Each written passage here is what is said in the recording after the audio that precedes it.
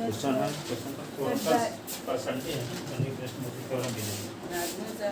हाँ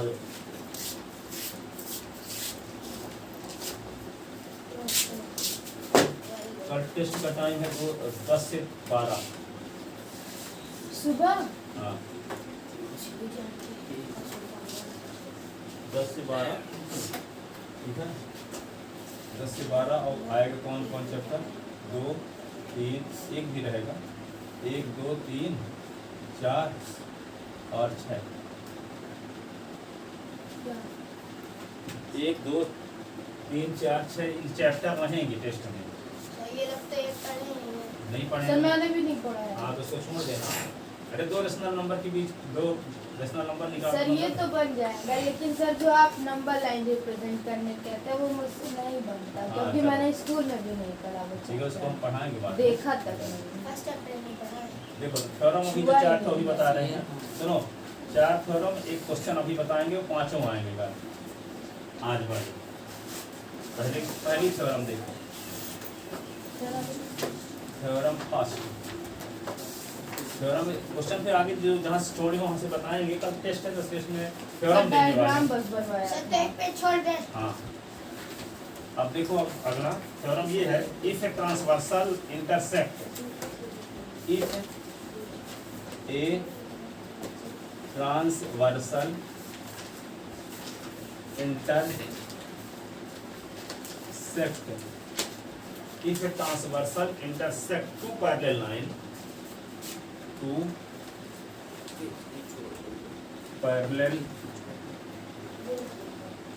line, two parallel lines, then each pair of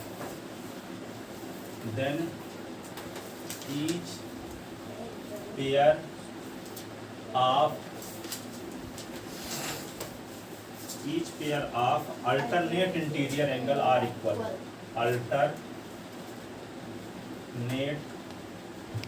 interior angles are equal,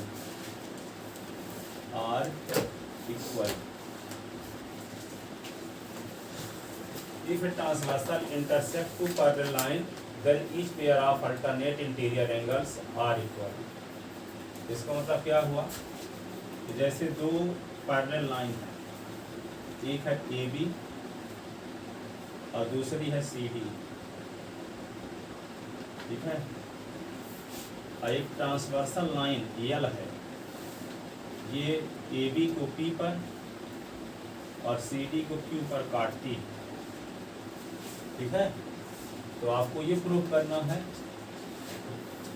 इसका नाम यदि हम 1 रखें, इसका नाम यदि हम 2 रखें, इसका नाम यदि हम 3 रखें, इसका नाम यदि हम 4 रखें, ठीक है, इसका नाम क्या रखें 5, इसका नाम 6, इसका नाम 7, इसका नाम 8, क्रम से रखते हैं। देखो 1 2 3 4 5 6 7 8, ठीक है, 1 2 3 4 5 6 7 8। तो आपको प्रूव ये करना है कि angle 3 is equal to angle 5, angle 4 is equal to angle 6, ठीक है, 4 इज इक्वल टू 6 प्रूव करना है और 3 इज इक्वल टू 5 प्रूव करना है, ठीक है ना। अल्टरनेट इंटीरियर एंगल इक्वल होते हैं, ये प्रूव करना है। तो लिखोगे given AB parallel to CD and transversal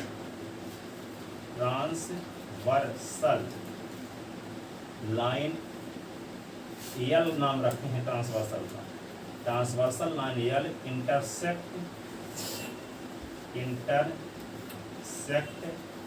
line AB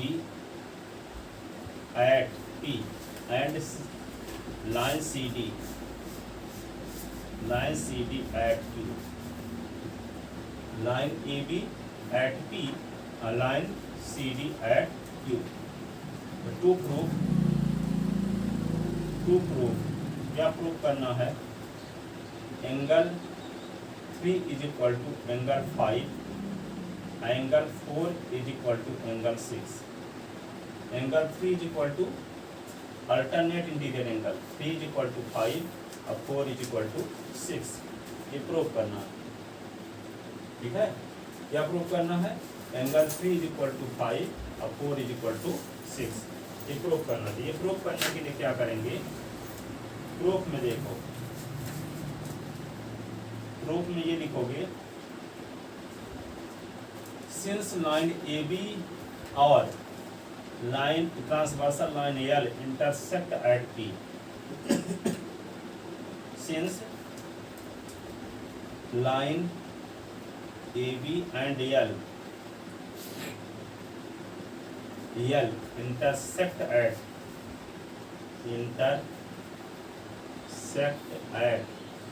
P. So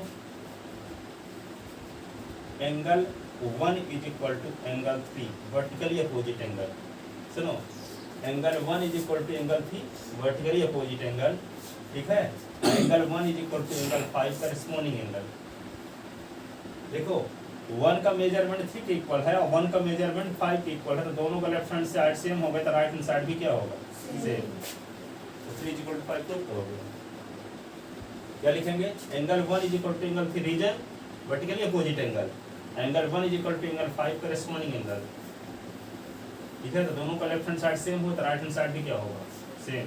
3 is equal to 5 और 3 इज इक्वल टू 5 हम प्रूव भी करना चाहते थे, 3 इज इक्वल टू 5 प्रूव भी करना चाहते थे।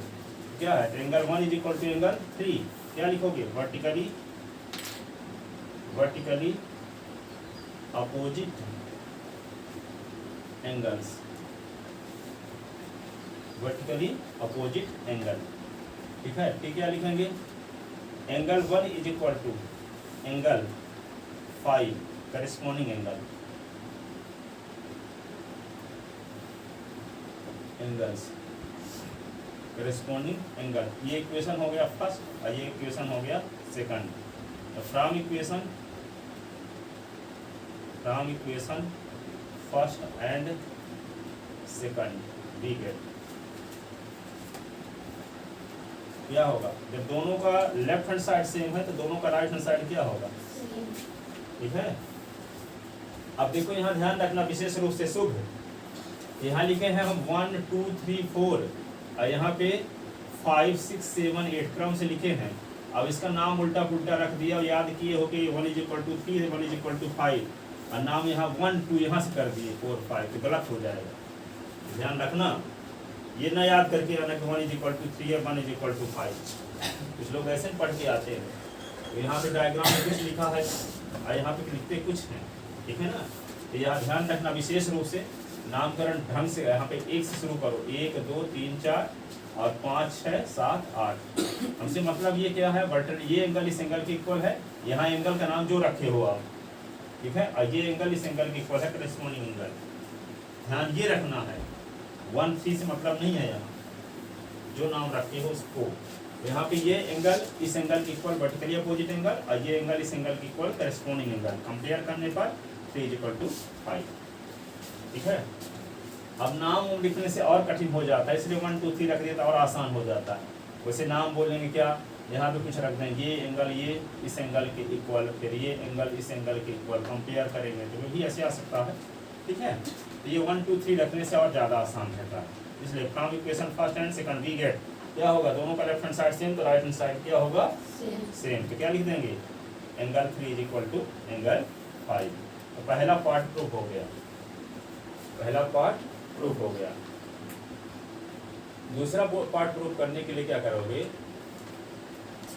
एंगल क्या है प्रूफ करना है। अब दूसरा पार्ट आपको एंगल 4 = एंगल 6, देखो क्या प्रूफ करना है, 4 = एंगल 6 है।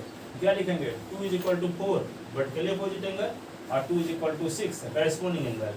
तो दोनों में शामिल है, 2 = 4 भी 2 = 6 भी, तो 4 = 6 होगा।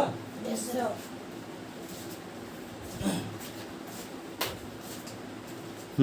चलो देखो आप अगेन, क्या लिखोगे, एंगल 2 = एंगल 4, क्या लिखोगे, वर्टिकली अपोजिट एंगल्स। ये इक्वेशन हो गया मान लो थर्ड। फिर क्या लिखेंगे, 2 is equal to 6, angle 2 is equal to angle 6 corresponding angle. ठीक है, इक्वेशन ये क्या है, ठीक है 4, दोनों का थर्ड और लेकिन फोर्थ। सर हाँ चलो, बहुत जल्दी है।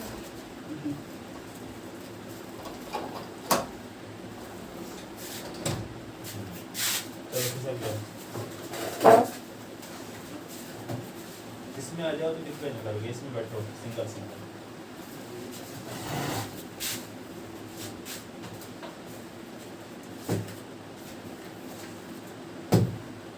तो देखो ये थ्योरम है पहली, एक ट्रांसवर्सल लाइन, एक ट्रांसवर्सल लाइन यल है जो A B parallel C D को काटती है पी और क्यू पर, तो प्रूव करना है एंगल 3 एंगल 5 इक्वल है, अल्टरनेट इंटीरियर एंगल इक्वल है, ये प्रूव करना है। 3 इज इक्वल टू 5 और 4 इज इक्वल टू 6। ये प्रूव करने के लिए यहाँ पे A B parallel C D transversal line L intersect A B and A B को पी पर काटती है ट्रांसवर्सल लाइन और सी डी को क्यू पर काटती है। तो आपको प्रूव करना है कि angle 3 is equal to angle 5 है, angle 4 is equal to angle 6 है।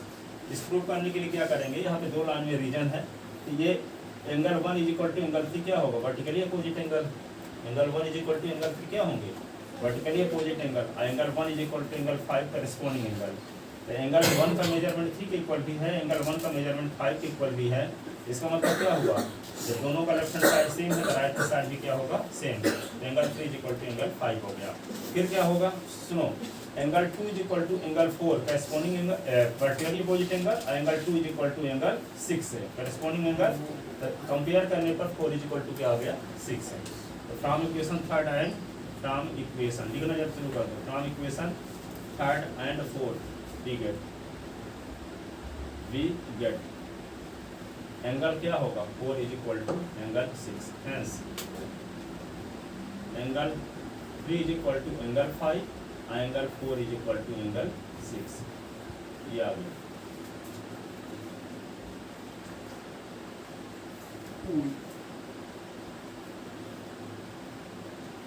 हेंस प्रूव, यही हमें प्रूव करना है। दो पैरेलल लाइन है और इसको ट्रांसवर्सल लाइन काटती है, तो आपको प्रूव करना था कि अल्टरनेट इंटीरियर एंगल इक्वल होते हैं। अल्टरनेट इंटीरियर क्रम से नाम रखना 1 2 3 4 5 6 7 8।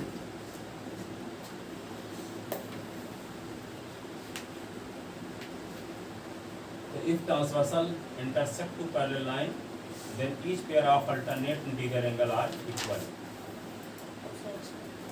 यदि कोई ट्रांसवर्सल लाइन दो पैरेलल लाइन को इंटरसेक्ट करती है तो अल्टरनेट इंटीरियर एंगल इक्वल होते हैं, प्रूव करना था।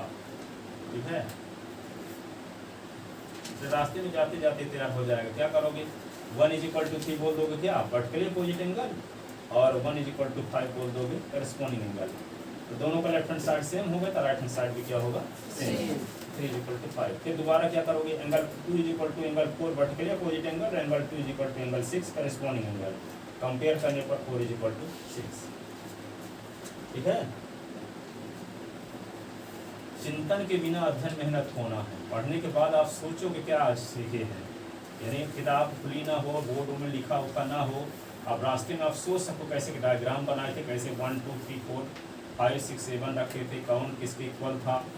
ठीक है, बिना किताब कॉपी के जो आप दिमाग में लाते हो वही चीज़ एग्जाम में बनती है। यहाँ कितना भी पढ़ते हो, कभी सोचते नहीं हो, तो यहाँ आओगे तो 2 लाइन के बाद स्टेप में भूल जाएगा। ठीक है, जो लोग यहाँ पे आते हैं और हर क्वेश्चन को 3 लाइन लिखे फिर छोड़ दिए, 2 लाइन लिखे छोड़ दिए, तो उनका साथ ऐसे नहीं होता, वो कभी सोचते नहीं है बिना किताब कॉपी। ठीक है, जितना पढ़ने